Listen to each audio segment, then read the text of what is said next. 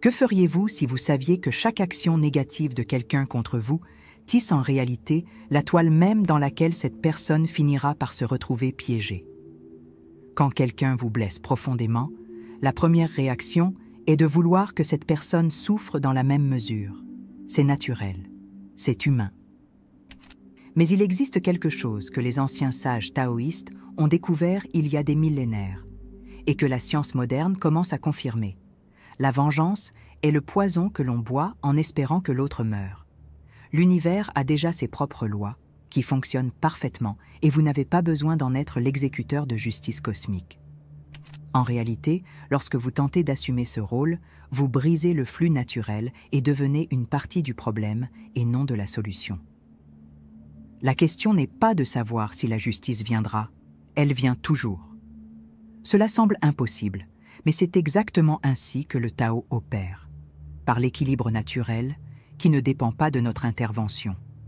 Lorsque vous réagissez avec haine, vous rompez ce flux et vous vous empêtriez dans la même toile. C'est comme essayer d'éteindre un feu avec de l'essence. Vous ne faites qu'intensifier ce qui devrait cesser. Le Tao nous enseigne que la neutralité n'est pas de la passivité, c'est de la sagesse en action. C'est comprendre que l'univers dispose de mécanismes bien plus sophistiqués que notre soif de vengeance.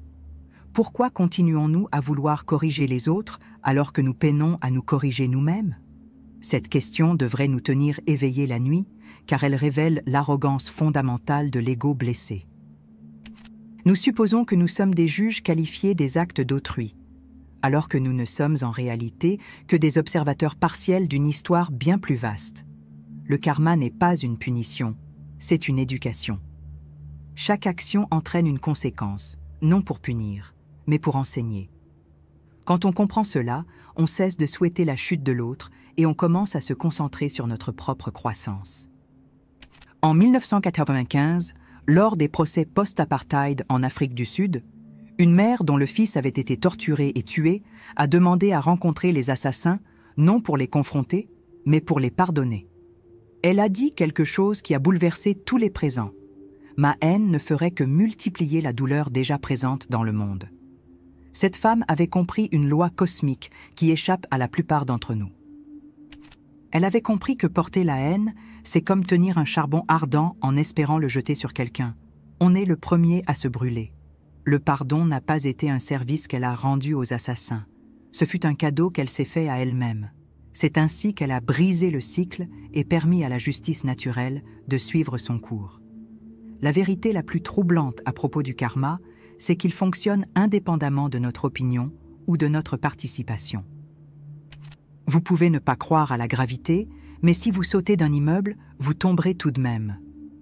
Les lois universelles n'ont pas besoin de notre validation pour fonctionner. Quand quelqu'un nous blesse, notre première réaction est de vouloir faire justice. Mais c'est comme essayer de réparer une montre avec un marteau. L'univers possède déjà ces mécanismes de correction qui fonctionnent en parfaite harmonie. Notre interférence émotionnelle ne fait que perturber ce processus naturel. C'est comme vouloir aider un papillon à sortir de sa chrysalide. Cela semble être un acte de bonté, mais en réalité, cela nuit à sa métamorphose. Il existe un schéma caché dans toutes les histoires de vengeance. Celui qui cherche à nuire à l'autre finit toujours par se détruire lui-même en premier. Chaque pensée de haine que nous nourrissons envers quelqu'un est une graine plantée dans le jardin de notre propre expérience.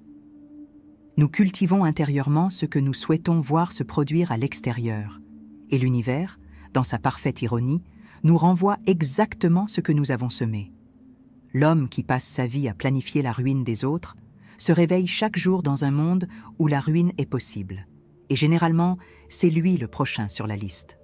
La nature ne fait pas de distinction entre l'émetteur et le récepteur quand il s'agit d'énergie destructrice. Les 5 lois que je vais partager avec vous au cours de cette vidéo ne sont pas des théories spirituelles abstraites. Ce sont des principes pratiques qui peuvent transformer complètement votre relation avec les adversités. Ce sont des cartes précises pour naviguer à travers les tempêtes émotionnelles sans perdre le cap. Chaque loi révèle un aspect différent de la manière dont l'univers traite et renvoie nos actions, et comment nous pouvons collaborer avec ces forces plutôt que de leur résister.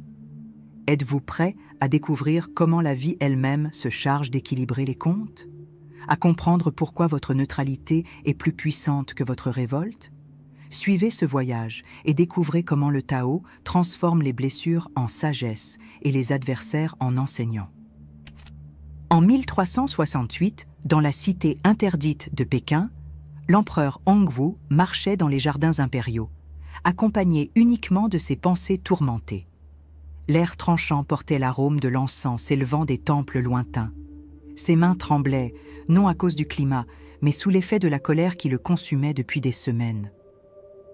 L'un de ses généraux les plus dignes de confiance avait tenté un coup d'État, trahissant non seulement l'Empire, mais aussi des années de confiance et d'amitié. L'empereur avait ordonné l'exécution du traître, mais quelque chose dans son cœur demeurait agité, comme si la justice appliquée n'avait pas apporté la paix espérée. En cet instant, il avait besoin de comprendre pourquoi une vengeance accomplie pouvait laisser un goût si amer. C'est alors qu'il remarqua un vieux jardinier travaillant silencieusement près d'un lac ornemental, apparemment indifférent à la présence impériale. L'homme, aux cheveux blancs comme la neige, taillait avec un soin extrême un pêcher qui semblait mort. Intrigué, l'empereur s'approcha et lui demanda pourquoi il perdait son temps avec quelque chose de sans vie. Le jardinier leva les yeux, sans montrer ni surprise ni révérence, et répondit d'une voix calme « Majesté, cet arbre a été empoisonné par quelqu'un qui voulait nuire aux jardins impériaux. J'aurais pu l'arracher, le brûler, faire en sorte que le responsable subisse les mêmes conséquences. » Ses mains poursuivaient leur travail délicat tandis qu'il parlait, enlevant les branches mortes avec une précision chirurgicale. L'empereur ressentit un frisson sans rapport avec le froid. « Mais j'ai découvert quelque chose d'intéressant, » poursuivit le jardinier, ses mots rythmés comme le tempo de sa taille. « Lorsqu'un arbre est empoisonné, il concentre toute son énergie vitale dans ses racines, protégeant son essence la plus profonde.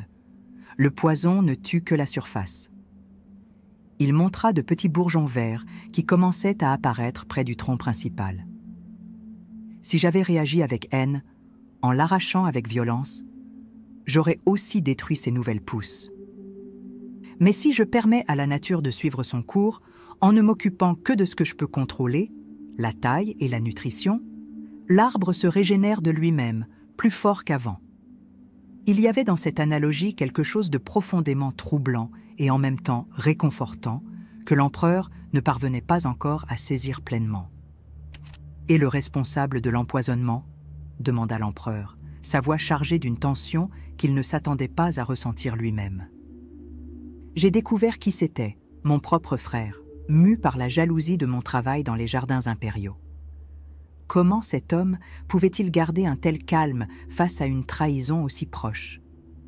Au début, je l'avoue, j'ai voulu le confronter, faire en sorte que toute la famille connaisse sa perfidie. Mais j'ai ensuite compris quelque chose qui a tout changé. Il s'empoisonnait lui-même bien avant d'empoisonner mon arbre. 3 ans plus tard, l'empereur apprit que le frère du jardinier avait tout perdu, famille, travail, santé, non pas par vengeance extérieure, mais par les conséquences naturelles de ses propres actions destructrices. « La nature ne punit pas, Majesté », dit le jardinier lors de leur dernier échange. L'empereur regarda alors le pêcher, désormais luxuriant et chargé de fruits, et comprit enfin la leçon la plus profonde. Sa colère contre le général traître n'empoisonnait pas le traître mort, mais son propre règne encore vivant. À ce moment-là, il prit une décision qui allait changer non seulement sa vie, mais aussi la manière dont il gouvernerait son empire. Il commencerait à ne planter que les graines qu'il souhaiterait voir pousser dans son propre jardin. La sagesse de ce jardinier, préservée dans les archives historiques de la dynastie Ming, révèle les mécanismes cachés du karma que la plupart d'entre nous ignorent complètement. Chaque blessure que nous recevons peut devenir soit un poison qui nous tue lentement, soit l'engrais qui nous fait fleurir de manière extraordinaire. Le choix nous appartient toujours, mais rares sont ceux qui connaissent les lois qui rendent ce choix réellement conscient. Si cette histoire a éveillé quelque chose en vous, si vous reconnaissez dans votre propre vie des schémas semblables à ceux de l'empereur ou du jardinier, alors vous êtes prêt à plonger dans les 5 lois universelles qui transforment les adversaires en maîtres et les blessures en portails de croissance. Laissez un like si ces réflexions résonnent en vous et abonnez-vous à la chaîne si vous souhaitez continuer à explorer ces vérités qui peuvent révolutionner complètement votre façon d'aborder les adversités de la vie. La première loi du karma, la loi du retour, opère selon un principe que la physique quantique commence à valider. Toute énergie émise crée un champ de résonance qui revient inévitablement à son émetteur. Dans le taoïsme, cela est connu comme le mouvement éternel du yin et du yang, où chaque action génère sa polarité opposée afin de restaurer l'équilibre. Lorsqu'on nous blesse, notre tendance est de rendre l'appareil, mais cela signifie entrer dans le même champ vibratoire destructeur qui a engendré le problème. C'est comme essayer d'éteindre un incendie avec encore plus de feu, on ne fait qu'alimenter la même fréquence qu'on devrait interrompre.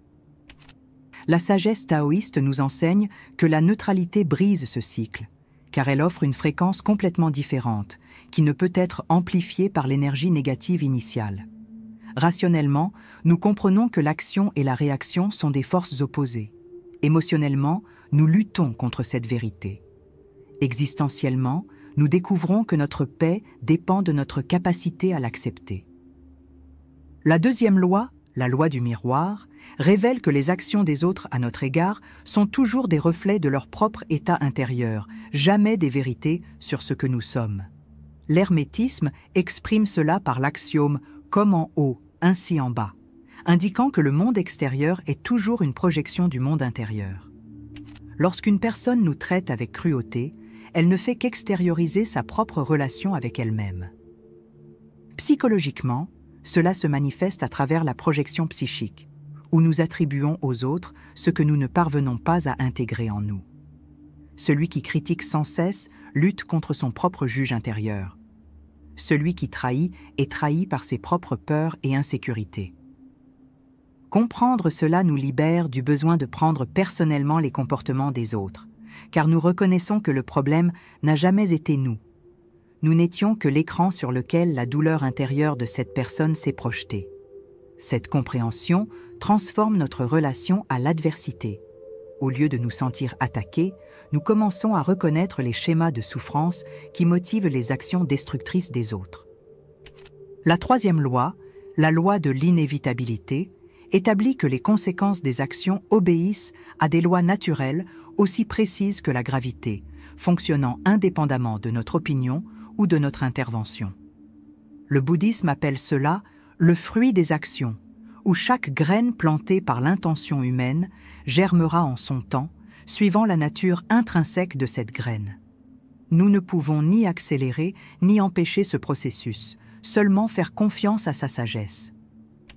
Lorsque nous tentons de forcer des conséquences pour les actions des autres, nous perturbons le flux naturel et créons du karma supplémentaire pour nous-mêmes.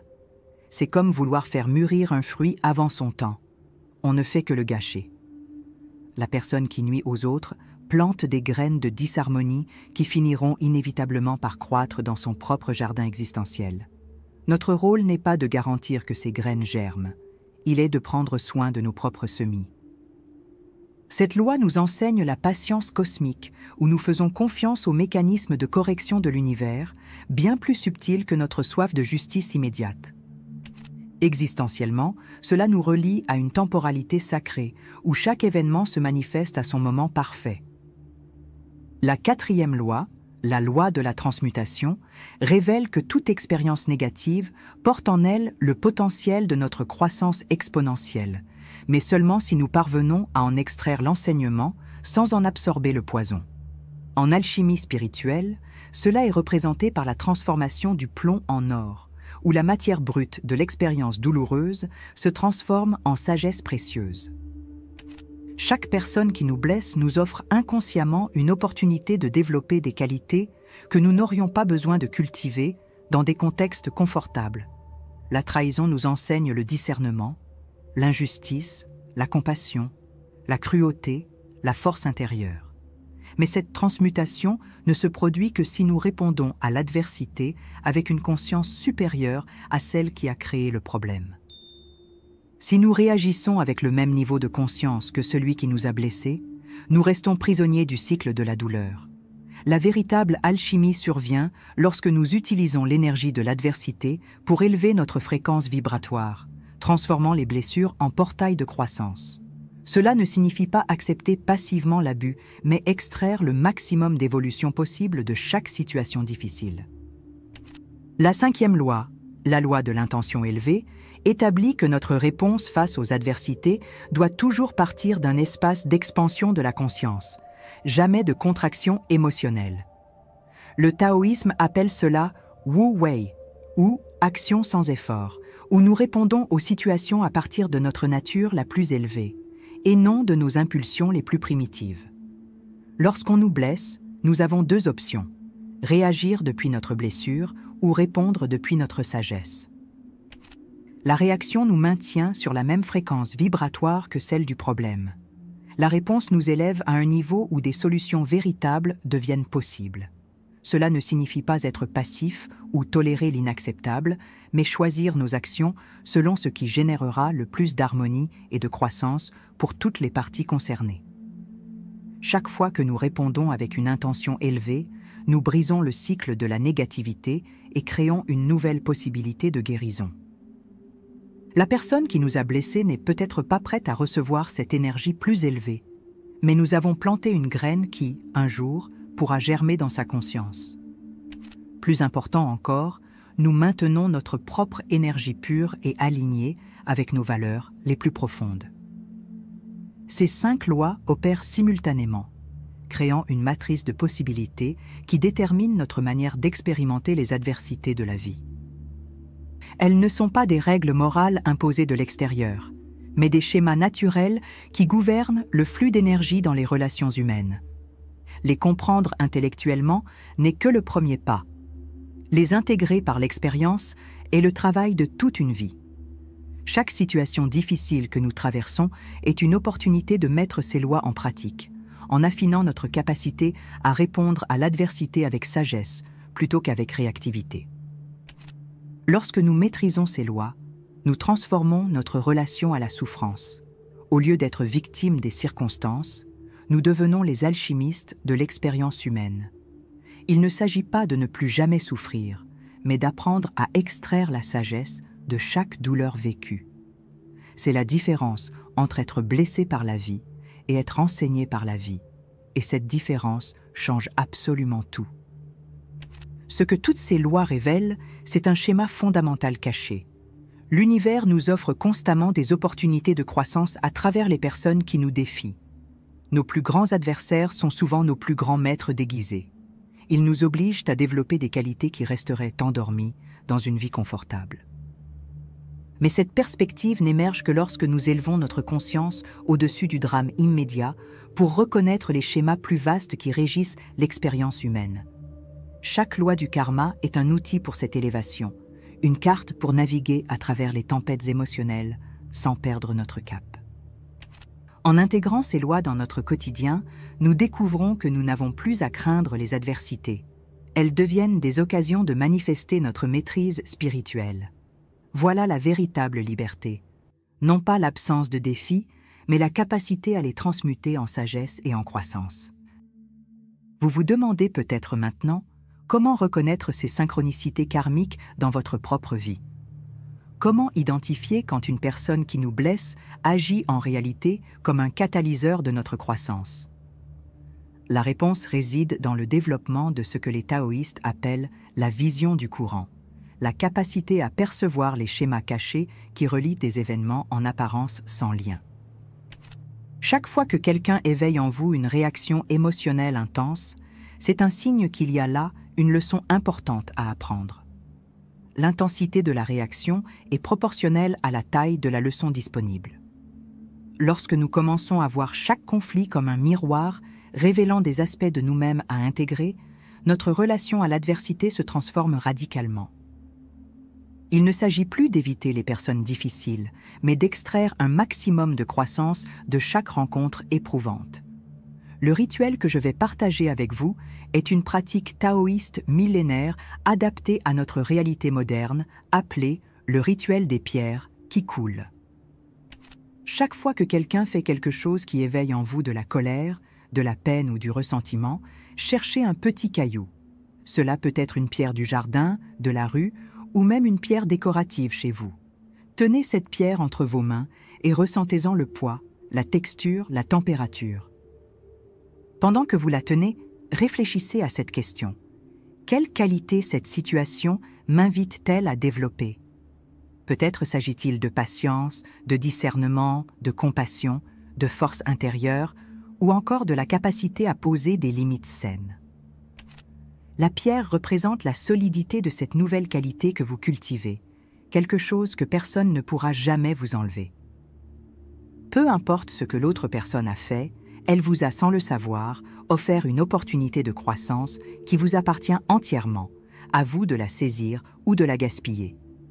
Une fois que vous avez identifié la qualité en développement, marchez jusqu'à un lieu où coule de l'eau. Cela peut être un robinet, un ruisseau, voire une fontaine. Déposez doucement la pierre dans l'eau et observez comment le courant la déplace naturellement. C'est le moment de l'ancrage symbolique. L'eau représente le Tao, le flux naturel de l'univers qui déplace chaque chose à sa juste place sans jamais forcer. En relâchant la pierre dans l'eau, vous confiez symboliquement la situation au flux naturel de la vie, en ayant foi que les conséquences appropriées viendront en leur temps. Vous n'abandonnez pas votre responsabilité personnelle, vous relâchez simplement le besoin de contrôler les résultats. La pierre peut couler, flotter ou être emportée par le courant. Cela n'a pas d'importance. Ce qui compte, c'est que vous avez pratiqué le Wu Wei, l'action sans effort qui aligne vos intentions aux forces naturelles de l'univers. Cette pratique extérieure engendre un changement intérieur profond dans la manière dont vous traitez les adversités. L'ancrage émotionnel se produit chaque fois que vous voyez de l'eau couler dans votre quotidien, en vous lavant les mains, en prenant une douche ou simplement en observant la pluie. Chaque contact avec l'eau devient un rappel que vous avez choisi de suivre le courant des leçons de la vie plutôt que d'y résister. Ce n'est pas de la passivité, c'est de la sagesse active. Vous entraînez votre esprit à chercher automatiquement la croissance dans chaque situation difficile, plutôt que de rester piégé dans un récit de victimisation. Avec le temps, cette pratique reprogramme vos circuits neuronaux, créant une réponse automatique orientée vers l'apprentissage au lieu d'une réaction fondée sur la vengeance. La personne qui autrefois déclenchait votre colère éveille maintenant votre curiosité. Qu'est-ce que cette situation essaie de m'enseigner ? Ce changement de perspective transforme complètement votre expérience de vie, car vous cessez d'être un récepteur passif d'adversité et devenez un chercheur actif de sagesse. L'aspect le plus puissant de ce rituel, c'est qu'il produit ce que les psychologues appellent une réévaluation cognitive, une relecture consciente du sens d'un événement. Au lieu de voir la personne qui vous a blessé comme un ennemi, vous commencez à la percevoir comme un messager inconscient, porteur d'une leçon essentielle pour votre évolution. Cela ne signifie pas tolérer l'abus ou les comportements inacceptables, mais plutôt extraire le plus de croissance possible de chaque situation avant de prendre les mesures pratiques nécessaires. La qualité que vous avez identifiée durant le rituel devient votre ancrage émotionnel, quelque chose de solide et de précieux qui demeure en vous, peu importe ce qui se passe à l'extérieur. Chaque fois que vous pratiquez ce rituel, vous renforcez votre capacité de transmutation alchimique, transformant le plomb émotionnel en or spirituel. Avec le temps, vous développez une confiance inébranlable dans votre capacité à trouver du sens et à grandir dans n'importe quelle situation, aussi difficile qu'elle puisse paraître au départ. La pratique régulière de ce rituel développe ce que l'on peut appeler une pleine conscience narrative, la capacité à observer votre propre histoire avec la curiosité d'un scientifique et la compassion d'un sage. Vous commencez à remarquer des schémas autrefois invisibles. Comment certaines personnes apparaissent dans votre vie précisément quand vous avez besoin de développer une qualité. Comment des situations similaires se répètent jusqu'à ce que vous intégriez leurs leçons. Comment votre manière de réagir aux épreuves crée ou défait des opportunités de croissance. Cette conscience élargie vous transforme d'un personnage inconscient de votre propre histoire en auteur conscient de votre cheminement intérieur. Vous ressentirez encore de la douleur lorsque vous serez blessé, mais cette douleur devient une information précieuse plutôt qu'une simple souffrance inutile. Chaque blessure vous indique une zone de votre vie qui demande de l'attention, de la guérison ou un développement intérieur. C'est la différence entre souffrir en victime et souffrir en guerrier spirituel. La souffrance devient alors un portail vers la sagesse plutôt qu'une impasse émotionnelle. À présent, j'aimerais vous entendre. Quelle a été la dernière personne à avoir éveillé une réaction émotionnelle intense en vous? Et quelle qualité pensez-vous que cette situation vous invite à développer? Partagez dans les commentaires votre réflexion à ce sujet. Parfois, le simple fait de mettre en mots la leçon cachée dans une adversité initie déjà le processus de transmutation. Il n'est pas nécessaire d'entrer dans les détails de la situation. Concentrez-vous sur la qualité intérieure qui peut être renforcée à travers ce défi. Lorsque nous partageons ces prises de conscience, nous créons une communauté d'êtres engagés dans une croissance consciente où chaque histoire de transmutation en inspire d'autres à découvrir la sagesse dans leurs propres épreuves. Votre expérience est peut-être exactement ce dont quelqu'un a besoin pour transformer sa propre douleur en sagesse. Il existe une ancienne question taoïste qui résonne à travers les millénaires. Si l'eau trouve toujours son chemin à travers la pierre la plus dure, sans jamais lutter contre elle, pourquoi insistons-nous pour briser les pierres à main nue? Peut-être que la réponse ne réside pas dans la compréhension de la question, mais dans le fait de la vivre jusqu'à ce qu'elle devienne inutile. Le Tao n'explique pas, il coule. Et nous, tels des gouttes d'eau dans cet océan infini, pouvons choisir de résister au courant ou d'en faire partie. Chaque personne qui nous blesse n'est qu'une pierre dans le lit de la rivière de notre existence, sculptant notre trajectoire sans jamais pouvoir en arrêter le flux. La pierre croit bloquer l'eau, mais l'eau sait qu'elle est façonnée par la pierre pour devenir plus belle et plus puissante. Les deux ont raison, les deux ont tort, et c'est dans cette contradiction que réside une sagesse qu'aucun mot ne peut pleinement capturer. Ce que nous découvrons à la fin de ce voyage n'est pas une destination, mais un commencement infini. Chaque adversité que nous affrontons n'est que le premier vers d'un poème qui ne cesse jamais de s'écrire. Chaque personne qui nous blesse contribue, sans le savoir, à la composition de notre propre symphonie d'évolution. Il n'y a pas de méchants dans notre histoire, seulement des figurants inconscients jouant exactement le rôle que notre âme avait besoin qu'ils jouent. Ils pensent suivre leur propre script, mais l'univers possède une dramaturgie plus subtile et plus profonde. Lorsque nous comprenons cela, la colère se transforme en gratitude, non pas pour la douleur, mais pour la force que nous avons découverte en la traversant. Chaque cicatrice devient un rappel, non pas de ce qui nous a été infligé, mais de ce que nous sommes devenus grâce à cela. La vérité la plus surprenante à propos du karma, c'est qu'il ne s'intéresse pas à notre version de la justice. Il s'intéresse à notre version de l'intégrité. Chaque personne qui nous défie nous offre une pièce du puzzle de notre complétude. Nous rejetons la pièce parce que nous n'aimons pas sa forme, mais l'univers continue à nous présenter des pièces similaires jusqu'à ce que nous comprenions qu'elles sont toutes nécessaires pour achever l'image.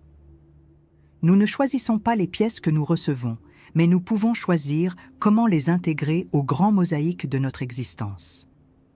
Certaines personnes entrent dans notre vie pour nous enseigner la patience, d'autres la force, d'autres encore la compassion. Elles ignorent presque toujours qu'elles enseignent, et nous ignorons presque toujours que nous apprenons. Mais le Tao le sait, et cela suffit. Il y a une beauté mélancolique à réaliser, que nos blessures les plus profondes deviennent souvent nos plus grandes sources de sagesse. L'arbre qui survit à la tempête développe des racines plus profondes. Le métal qui passe par le feu devient plus résistant. L'âme qui traverse l'adversité devient plus compatissante. Nous ne cherchons pas la souffrance, mais lorsqu'elle arrive, nous pouvons choisir d'en être façonnés ou écrasés. La différence ne réside pas dans l'intensité de la douleur, mais dans la qualité de notre réponse.